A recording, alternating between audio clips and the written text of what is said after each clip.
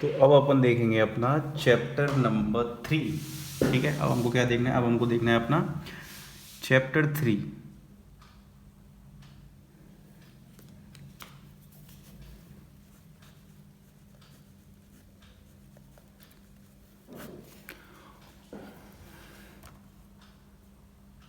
और चैप्टर 3 का नाम है अपना थ्योरी बेस्ड अकाउंटिंग। ठीक है,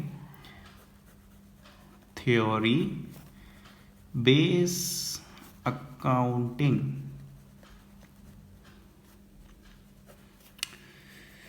तो चलो अब स्टार्ट करेंगे इसको हम। ठीक है, सबसे पहले हमको क्या पढ़ना है इसके अंदर, सबसे पहले हमको इसके अंदर बच्चों हम पढ़ेंगे इसके अंदर अकाउंटिंग प्रिंसिपल्स के बारे में। क्या पढ़ेंगे इसके अंदर, हम पढ़ेंगे अकाउंटिंग प्रिंसिपल्स। तो प्रिंसिपल क्या होते हैं ये तो आपको पता होगी। प्रिंसिपल्स को हम बोलते हैं रूल्स। ठीक है, तो अकाउंटिंग के कुछ रूल्स होते हैं, उनके हिसाब से हम अपनी अकाउंटिंग को करते हैं। ठीक है, तो इसकी डेफिनेशन लिख लो। अकाउंटिंग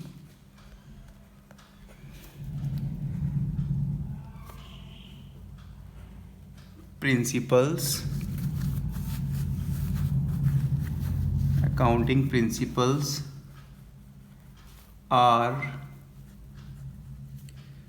दी रूल्स। ठीक है, adopted by accountants universally।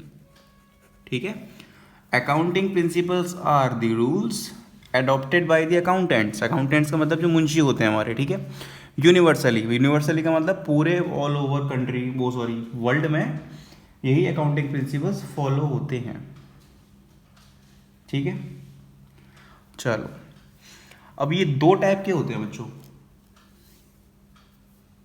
ठीक है, ये दो टाइप के होते हैं। कौन कौन से, इसके आगे एक लाइन और लिख लो। दे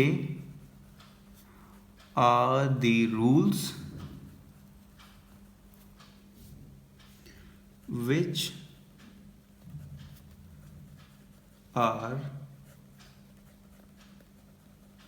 followed in accounting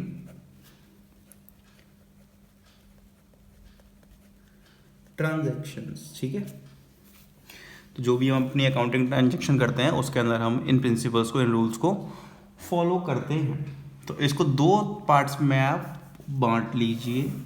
फर्स्ट यहाँ आ जाएगा हमारा अकाउंटिंग कंसेप्ट्स, अकाउंटिंग कंसेप्ट्स, और इसके अंदर बच्चों आप लिख लीजिए अकाउंटिंग कन्वेंशंस। अकाउंटिंग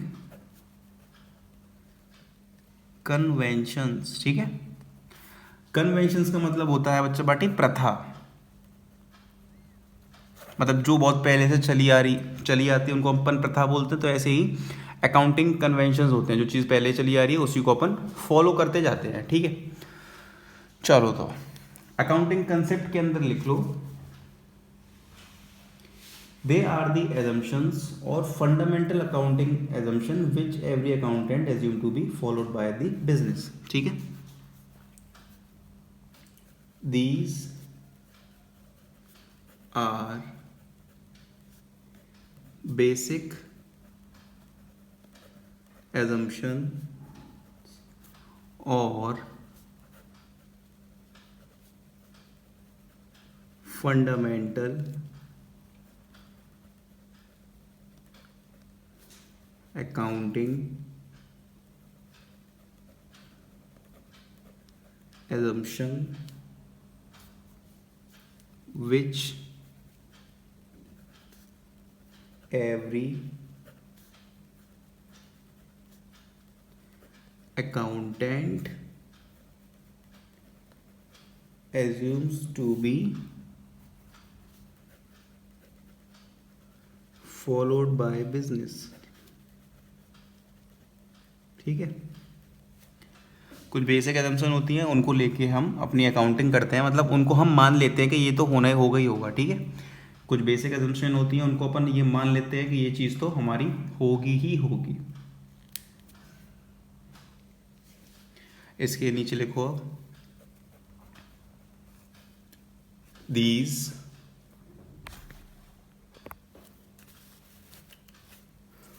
इसके नीचे लिखो दीज आर दी आउटकम्स, ठीक है, these are the outcomes of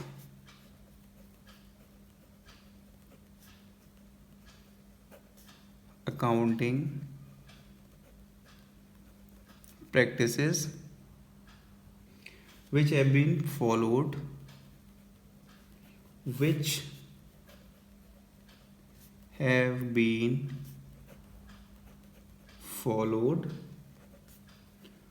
over the year, ठीक है। अकाउंटिंग कन्वेंशन मतलब जो प्रथा पहले चली आ रही है, चीज़ें पहले से आ रही है, उन्हीं को अपन कंटिन्यू करते हुए जाते हैं। अब अकाउंटिंग कंसेप्ट के अंदर लिखो 3 चीज़ें। तो देखो इसके अंदर 3 चीज़ें आती हैं बच्चों के, इसके अंदर फंडामेंटल अकाउंटिंग एजम्पशन के अंदर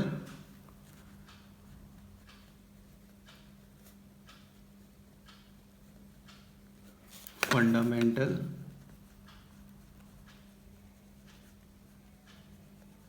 अकाउंटिंग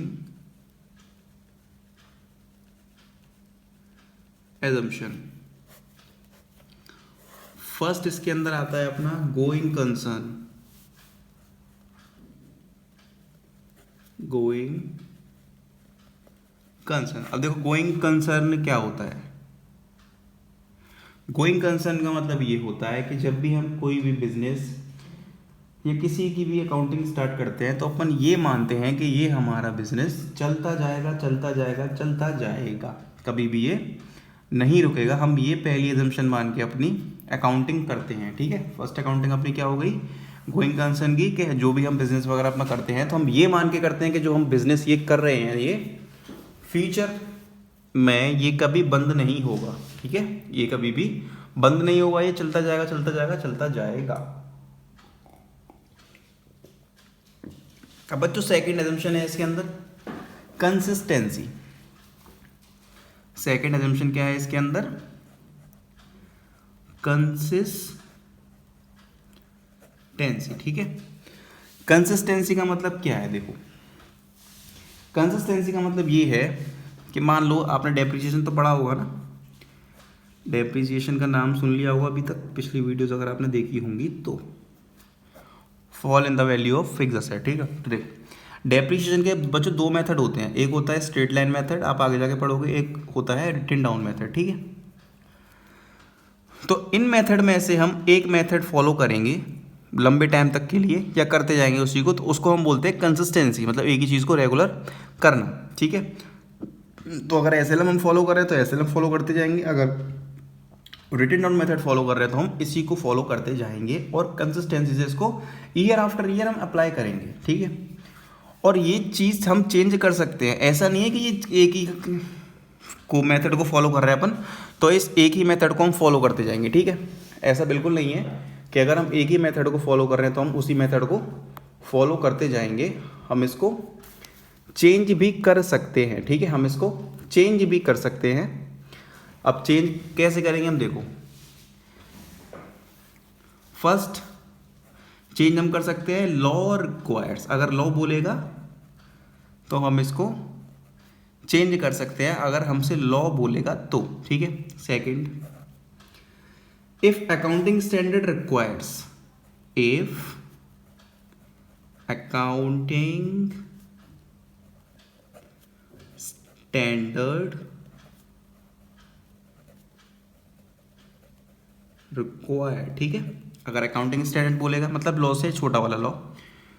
फिर है थर्ड वाला, for better presentation of financial statement, for better presentation of financial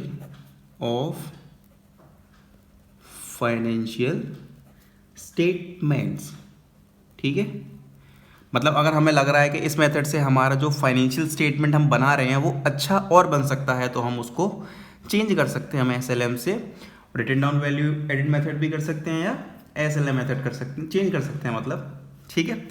तो बच्चों एग्जाम्पल में लिख लेना आप, methods of depreciation, methods of depreciation, ठीक है। तो बच्चों दो हमने पढ़ लिए फंडामेंटल अकाउंटिंग एजम्पशन। पहला एजम्पशन हमारा क्या होता है, गोइंग कंसर्न। हम इसमें क्या मान के चलते हैं कि हम जो बिजनेस अपना कर रहे हैं वो लंबे समय के लिए चलता जाएगा, वो कभी भी नहीं रुकेगा, ठीक है। पहली एजम्पशन हम ये लेते हैं। और बच्चों सेकंड एजम्पशन हम क्या लेते हैं, कंसिस्टेंसी लेते हैं कि अगर हम कोई एक मेथड फॉलो कर रहे हैं तो हम ईयर आफ्टर ईयर उसी मेथड को फॉलो करेंगे और उस मेथड को हम चेंज कर सकते हैं कब, इफ़ लॉ रिक्वायर्स, लॉ बोले, अकाउंटिंग स्टैंडर्ड बोले, या हमें लग रहा है कि इस मेथड से हमारी बेटर प्रेजेंटेशन हो सकती है तो हम उसको चेंज कर सकते हैं, ठीक है बच्चों। चलो अब थर्ड है एक्रूअल। थर्ड एजम्पशन हमारी है इसके अंदर बच्चों, वो है एक्रूअल। एक्रूअल का मतलब क्या होता है, ठीक है। एक्रूअल का मतलब क्या होता है, देखो मान लो हमने कोई अपना सामान बेचा, हमने कोई अपने किसी सामान की सेल्स करी, वो करी हमने 1 अप्रैल को, ठीक है। हमने सामान की सेल्स कर दी 1 अप्रैल को, क्रेडिट पर, उधारी पर हमने अपना सामान बेचा है, ठीक है।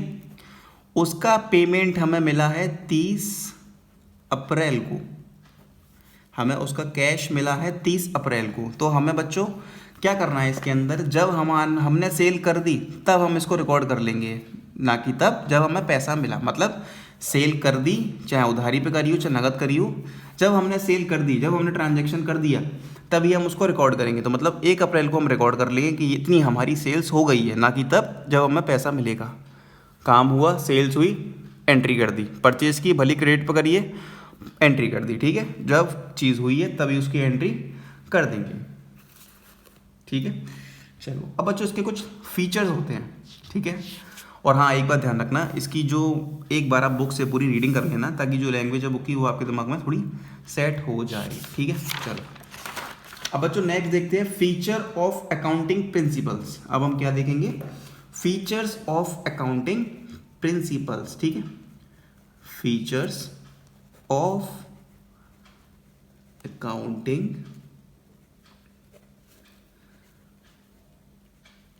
प्रिंसिपल्स, ठीक है। Features of accounting principles. तो देखो फीचर्स क्या होते हैं अकाउंटिंग प्रिंसिपल्स के, तो इसका पहला फीचर है बच्चों, accounting principles are man made. पहला फीचर क्या है इसका, accounting principles are man made.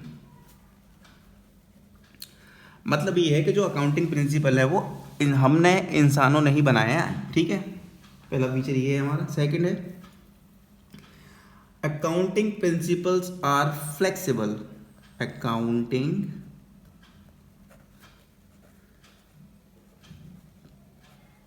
Principles are flexible. तो इसका मतलब ये है कि हम रिजिड नहीं है, यही नहीं है कि फॉलो करो करो करो, ठीक है। इसको अपन फ्लेक्सिबल है, मतलब यही नहीं है कि इसी को फॉलो करना है, ठीक है। चलो नेक्स्ट है accounting principle are generally acceptable.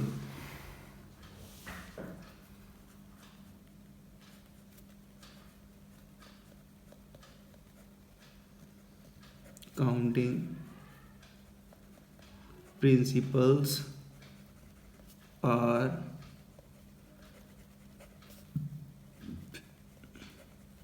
Generally accepted, ठीक है। मतलब हमारे जो अकाउंटिंग प्रिंसिपल होते हैं वो हर जगह एक्सेप्ट हो जाते हैं, ठीक है।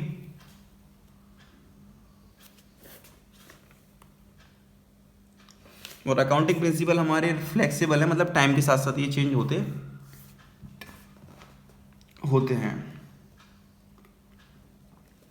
चलो अब देखते हैं next, necessity of accounting principles. मतलब इनकी ज़रूरत क्या है।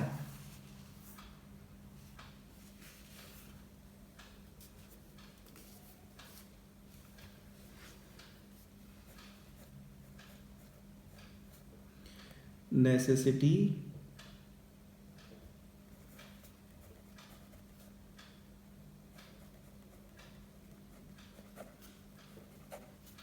Of accounting. तो बच्चों देखो नेसेसिटी ऑफ अकाउंटिंग क्या है, ठीक है, मतलब ये क्यों ज़रूरी है necessity of accounting principles. First, to maintain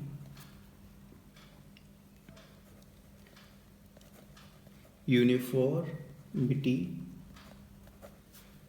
and enables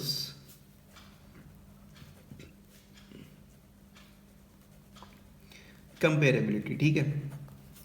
to maintain uniformity मतलब कि हम अकाउंटिंग सेम मेथड से कर रहे हैं, हमारी सेम अकाउंटिंग चल रही है, अमेरिका में भी सेम चल रही है, ऑस्ट्रेलिया में भी सेम चल रही है, तो ये अकाउंटिंग प्रिंसिपल क्या कहते हैं, यूनिफॉर्मिटी मेंटेन करके रखते हैं, ठीक है। ये मतलब एक जैसा, जिससे हम कंपेयर कर सके अपना। और हमारे अकाउंटिंग इन्फॉर्मेशन भी तभी यूजफुल है वो जब बनाए गए हों सम सेट ऑफ रूल्स, ठीक है, कुछ रूल्स के तहत बनाए गए होंगे, तभी हमारे अकाउंटिंग प्रिंसिपल यूजफुल हैं। अब देखो कुछ अदर अकाउंटिंग प्रिंसिपल्स हैं, उनको देखते हैं हम। एक चीज़ और देख लेना इसके अंदर, देखो गोइंग कंसर्न एजम्पशन हमने अभी क्या सीखा था कि ये बिजनेस इसके अंदर चलता जाएगा चलता जाएगा चलता जाएगा, हम ये मान के चलते हैं, ठीक है। और इसी प्रिंसिपल्स के हिसाब से ही हम डिफरेंस करते हैं किनके बीच, रेवेन्यू एक्सपेंडिचर के बीच और कैपिटल एक्सपेंडिचर के बीच। क्योंकि बच्चों एक बात सोचो, हम ये सोच के चल रहे हैं कि बिजनेस हमारा चलेगा 15 साल 20 साल, तो हम तभी तो हम देखेंगे कि एक साल से कम का एक साल से ज़्यादा का, है ना। क्योंकि रेवेन्यू एक्सपेंडिचर जो होता है वो एक साल से कम के उसके एक साल से कम बेनिफिट देते हैं, और कैपिटल एक्सपेंडिचर एक साल से हमें ज़्यादा बेनिफिट देते हैं। तो ये कैसे पता पड़ी हमें, गोइंग कंसर्न एजम्पशन तभी तो पता पड़ी कि बिजनेस हमारा चलता जाएगा चलता जाएगा चलता जाएगा, ठीक है। चलो अब कुछ अदर प्रिंसिपल्स देखते हैं हम अपने।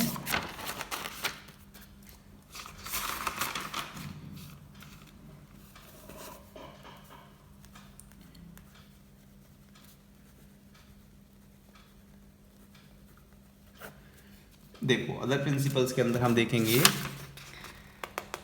सबसे पहला प्रिंसिपल है बच्चों अपना ये रहा, अकाउंटिंग एंटिटी और business entity principal.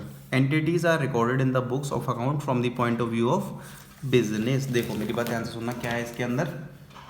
First, business entity principle, accounting entity बोल लो, अकाउंटिंग एंटिटी और बिजनेस एंटिटी प्रिंसिपल।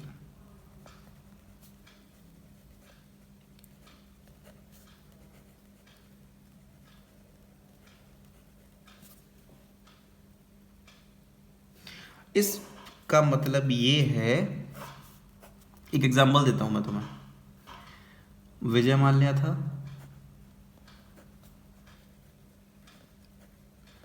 उसकी कंपनी भी थी किंगफिशर,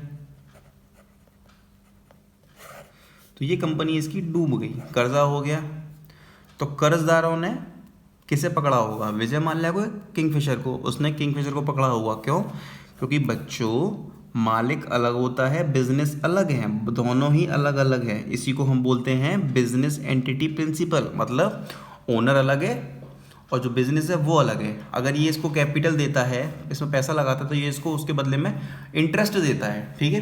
तो यही मतलब है इसका अकाउंटिंग एंटिटी प्रिंसिपल का, कि दोनों अलग अलग है, ये बिजनेस अलग है और मालिक अलग है, ठीक है। चलो इसके अंदर एक बात और लिख लेना, जनरली एक्सेप्टेड प्रिंसिपल है ना, इसे हम GAAP भी बोलते हैं। इसका नाम है जनरली एक्सेप्टेड अकाउंटिंग प्रिंसिपल। क्या नाम है इसका, जनरली एक्सेप्टेड अकाउंटिंग प्रिंसिपल, यही है वो, accounting principle are generally accepted, ठीक है। चलो ठीक है। अकाउंटिंग एंटिटी और बिजनेस एंटिटी प्रिंसिपल क्या होता है कि मालिक अलग है और बिजनेस दोनों अलग अलग है, इन दोनों का आपस में कोई भी रिलेशन नहीं है। और एक बात तो ध्यान रखना बच्चों, कि जब भी अपन अकाउंटिंग करेंगे वो बिजनेस के पॉइंट ऑफ व्यू से करेंगे, मतलब हम ये मानेंगे कि अपन बिजनेस हैं, ठीक है, तो लिख लो accounting is done from business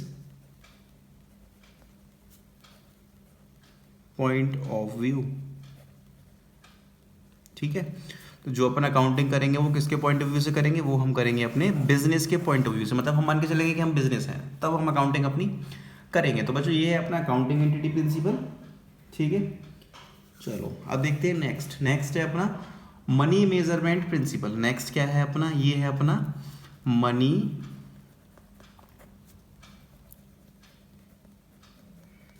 measurement principal. अब देखो इस प्रिंसिपल का मतलब क्या है, जो भी ट्रांजैक्शन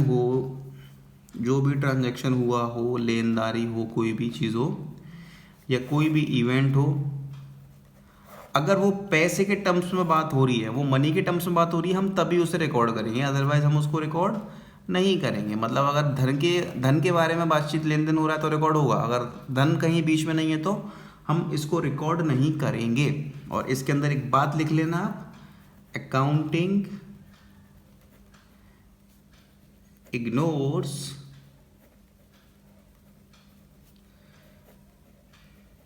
क्वालिटेटिव एस्पेक्ट। ठीक है, मतलब जो अकाउंटिंग होती है वो क्वालिटेटिव एस्पेक्ट को इग्नोर करती है। मतलब कि अगर कोई कंपनी अच्छा प्रॉफिट कमा रही है तो उस कंपनी आपको ये नहीं बताएगी कि मेरे एम्प्लॉयज़ अच्छे हैं, मैं इसीलिए अब इतना पैसा कमा रही हूँ। ठीक है, वो कंपनी आपको ये नहीं बताएगी कि मेरे यहाँ बहुत ही अच्छा स्टाफ है, बहुत ही अच्छे एम्प्लॉयज़ हैं। अगर कभी लॉस हो गया तो वो ये नहीं दिखाएगी कि आग लग गई थी इसीलिए मेरे को लॉस हो गया। तो यही होता है हमारा मनी मेजरमेंट प्रिंसिपल। ठीक है, अब देखो third, accounting period principle. Third है अपना बच्चों अकाउंटिंग पीरियड प्रिंसिपल। अब देखो इसका मतलब क्या होता है, अकाउंटिंग पीरियड प्रिंसिपल का मतलब ये होता है कि चलो मान के चलो बिजनेस स्टार्ट किया, यहाँ पर हमने एंड कर दिया 15 साल बाद, तो क्या हम 15 साल के बाद पता करेंगे हमें कितना प्रॉफिट हुआ? बताओ, क्या हम 15 साल के बाद पता करेंगे हमें कितना प्रॉफिट हुआ? अगर हमने यहाँ बिजनेस स्टार्ट किया अपना, तो अपन जब बिजनेस को बंद करेंगे 15 साल के एंड में, हम यहाँ पर आके पता करेंगे हमें कितना प्रॉफिट हुआ कितना लॉस हुआ? नहीं करेंगे। हम क्या करेंगे, इसको छोटे छोटे पीरियड्स में बांट देते हैं, वह ऐसे करके ऐसे करके ऐसे करके। ठीक है, और ये जो पीरियड होता है बच्चों, ये अपना होता है 1 साल का। ये होता है हमारा पीरियड जनरली 1 साल का ये पीरियड होता है। तो अपन हर साल के एंड में अपना प्रॉफिट या लॉस जो भी है उसको अपन डिटरमाइन करते हैं। ठीक है, प्रॉफिट या लॉस जो भी है हम उसको हर साल के एंड में डिटरमाइन करते हैं, और इस पीरियड को हम बोलते हैं बच्चों अकाउंटिंग पीरियड। और ये जो पीरियड होता है 1 साल का, इसको अपन बोलते हैं अकाउंटिंग पीरियड। ठीक है, ये जो पीरियड होता है अपना 1 साल का, इसको हम बोलते हैं अकाउंटिंग पीरियड। ठीक है, अब चलो अब देखते हैं अपन full disclosure principal.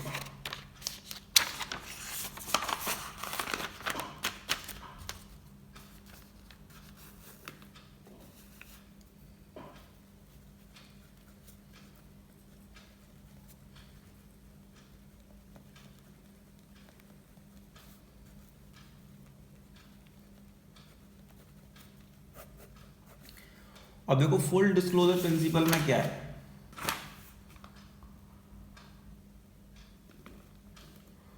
Full disclosure का मतलब ये है कि हमको पूरी इंफॉर्मेशन देनी है अपनी। ठीक ठीक है, कि क्या हो रहा है हमारी कंपनी में, क्या चल रहा है, वो हमको पूरी इंफॉर्मेशन देनी है अपनी। ठीक है, तो इसको लिख लेते हैं अपन, according to this principle, according to this principle there should be complete and understandable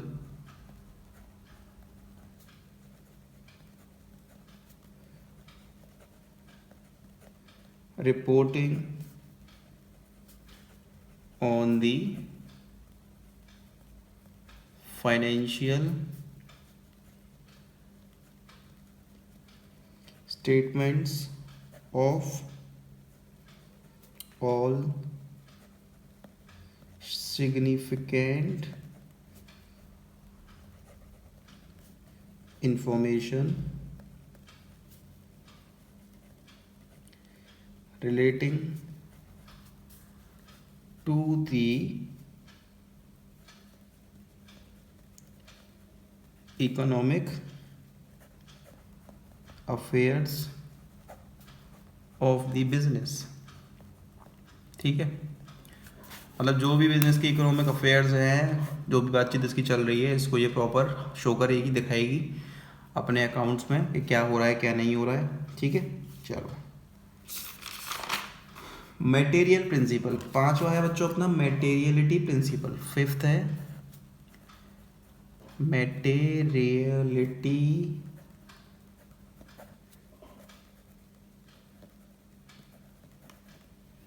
principal. इसका मतलब ये है, देखो ये भिखारी है, ये बैगर है, तो बच्चों इसके 10 रुपए गिर गए।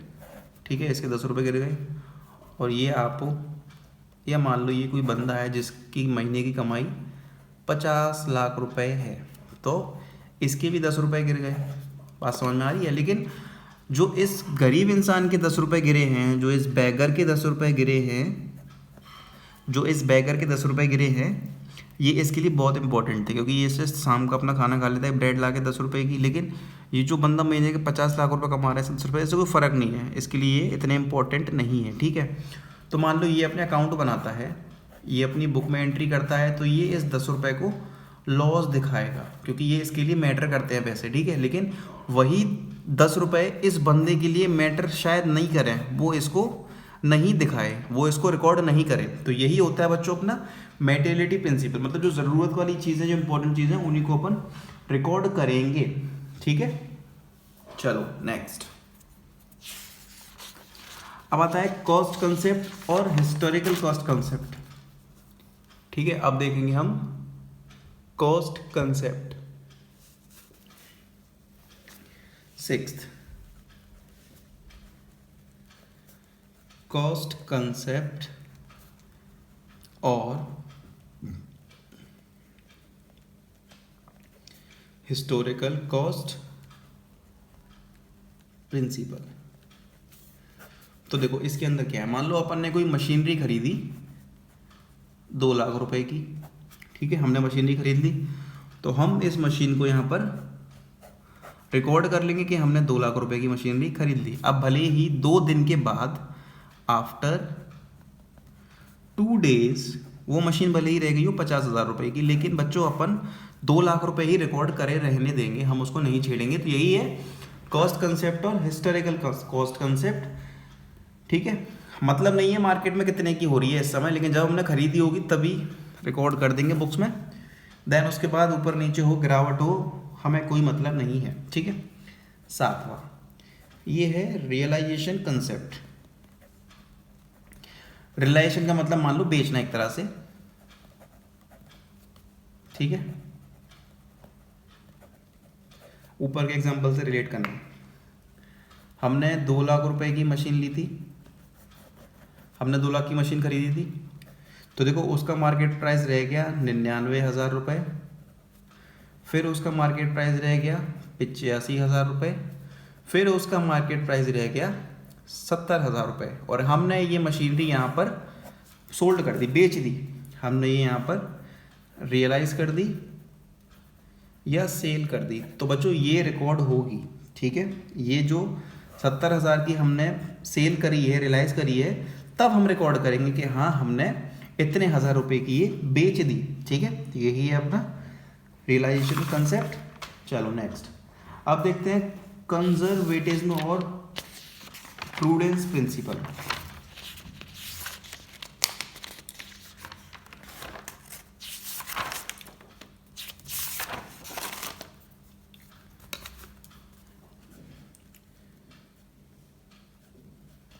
कंजर्वेटिज्म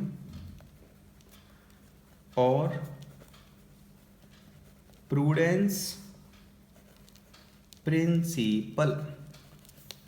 ये बहुत ही इजी प्रिंसिपल है। अब इसमें एक चीज ध्यान से समझना, ये अभी आपको 2 मिनट में क्लियर हो जाएगा। देखो क्या है, बिजनेस होता है ना जो अपना, इसको अगर लगता है कि फ्यूचर में हमारे ये खर्चे हो सकते हैं तो ये उनको रिकॉर्ड कर लेता है। तभी बिजनेस को जब लगता है कि ये फ्यूचर में हमारे लॉस हो सकते हैं तो ये बिजनेस उनको तुरंत रिकॉर्ड कर लेता है कि हाँ सर ये खर्चे हो सकते हैं, ठीक है। लॉस को रिकॉर्ड कर लेगा, बट अगर इसे लगेगा कि ये हमारा प्रॉफिट हो सकता है बट हुआ नहीं है तो ये इसको रिकॉर्ड नहीं करेगा, ठीक है। तो record all the anticipated losses, मतलब जो घाटा हमें हो सकता है उसको तो रिकॉर्ड कर लेगा, लेकिन जो हमें फायदा हो सकता है उसको रिकॉर्ड नहीं करता है। तो बच्चों इसी को बोलते हैं हम कंजर्वेटिज्म और प्रूडेंस प्रिंसिपल, ठीक है। चलो एग्जाम्पल के लिए लिख लेना, provision for doubtful debts, provision for doubtful debt, ठीक है। इसका मतलब क्या होता है, मान लो हमारे 90,000 रुपये के डेटर है, मतलब हमको पैसे लेने हैं इन लोगों से, लेकिन हमें लग रहा है कि ये 5,000 रुपये नहीं देगा हमको, ये चोर है, ये 5,000 रुपये हमको नहीं देगा। तो इस 5,000 रुपये को हम प्रोविज़न फॉर डाउटफुल डेट मान लेते हैं, मतलब लॉस मान लेते हैं तभी कि ये हमको 5,000 रुपये नहीं देगा, तो उसी को हम बोलते हैं प्रोविज़न फॉर डाउटफुल डेट्स। आगे जाके ये और अच्छे से आपके सारे कंसेप्ट क्लियर होते जाएंगे जैसे जैसे आपका चैप्टर आता जाएगा। एक एग्जाम्पल और लिख लेना इसमें, closing stock is valued at cost और मार्केट प्राइस, ठीक है, which ever is lower. Closing stock जो होता है वो वैल्यूड होता है किस कॉस्ट पर, मार्केट प्राइस, या दोनों में से जो भी कम हो, ठीक है। मतलब क्लोजिंग स्टॉक, जो स्टॉक हमारा नहीं बेच पाया है साल के अंत में, वो अपन कैसे रिकॉर्ड करते हैं, या तो मार्केट प्राइस हो, या तो कॉस्ट या मार्केट प्राइस, या फिर इन दोनों में से जो लोअर हो उसको अपन रिकॉर्ड करते हैं, ठीक है। ये होता है कंजर्वेटिज्म और प्रूडेंस प्रिंसिपल, ठीक है। चलो नेक्स्ट, अब देखते हैं मैचिंग प्रिंसिपल। मैचिंग प्रिंसिपल क्या है, मैचिंग प्रिंसिपल बच्चों ये बहुत ही इजी प्रिंसिपल है। इसमें क्या है कि जो भी एक साल में हमारे खर्चे होते हैं वो हम क्यों करते हैं, कुछ कमाने के लिए करते हैं, तो ये उसी साल रिकॉर्ड होंगे बस, ठीक है। सेम ईयर में खर्चे हो रहे हैं, सेम ईयर में रेवेन्यू कमा रहे हैं, तो ये उसी साल अपन इन दोनों चीज़ों को रिकॉर्ड करेंगे, ठीक है। क्लोजिंग स्टॉक अपन कैसे रिकॉर्ड करते हैं, मार्केट प्राइस या कॉस्ट, दोनों में से जो भी कम हो, मार्केट प्राइस या कॉस्ट, दोनों में से जो भी कम हो उसको अपन रिकॉर्ड कर लेते हैं, ठीक है। तो ये ऐसे रिकॉर्ड करते हैं अपन कंजर्वेटिव प्रूडेंस प्रिंसिपल को और मैचिंग प्रिंसिपल को। अब बच्चों कुछ 2 या 3 प्रिंसिपल हमारे और रह गए। अगला है डुअल एस्पेक्ट प्रिंसिपल, ठीक है। इसका मतलब क्या होता है, every transaction has 2 aspects, every transaction has 2 aspects, मतलब हर ट्रांजैक्शन के 2 एस्पेक्ट होते हैं, डेबिट और क्रेडिट। ये आगे जाके आपको पता पड़ेगी, अगला पूरा चैप्टर है इसके ऊपर, ठीक है। डेबिट और क्रेडिट लिख लो यहाँ पर नीचे, assets is equals to capital plus liability, okay. Next ये है अपना रेवेन्यू रिकॉग्निशन, सेम वही है, ये एक्रूअल पढ़ा था ना अपन ने, सेम वही है ये। जब हमने सेल करी थी 1 अप्रैल को उधारी पर 1 लाख रुपए की, तो अपन इसको 1 अप्रैल को ही रिकॉर्ड कर लेंगे, हमें मतलब नहीं है कि इसका पेमेंट कब मिलेगा। जब ये हमने उधारी पे बेची है तभी इसको रिकॉर्ड कर लेंगे, हमें मतलब नहीं है इसका पेमेंट हमें कब मिलेगा, ठीक है। नेक्स्ट 12, नेक्स्ट है वेरीफिएबल ऑब्जेक्टिव कंसेप्ट। इसका मतलब ये है कि हम कोई भी रिकॉर्डिंग करते हैं बिजनेस में तो उसको अपन एविडेंस के तौर पर रिकॉर्ड करते हैं, मतलब उसका कोई ना कोई सबूत होना चाहिए कि हाँ हमने ये ट्रांजैक्शन खरीदी है, बेची है, सेल करी है, ठीक है। तो यही है बच्चों अपने कुछ अकाउंटिंग सारी हो गए कुछ क्या, ठीक है। और एक बात ध्यान रखना, बुक से रीडिंग एक बार कर लेना अच्छे से, ठीक है। ये तो मैंने आपको ओरली एक समरी दे दी है किसके अंदर क्या होता है, लेकिन ये भी ज़रूरी है कि आप इसको एक बार बुक से और अच्छे से पढ़ लें, ठीक है। Thank you.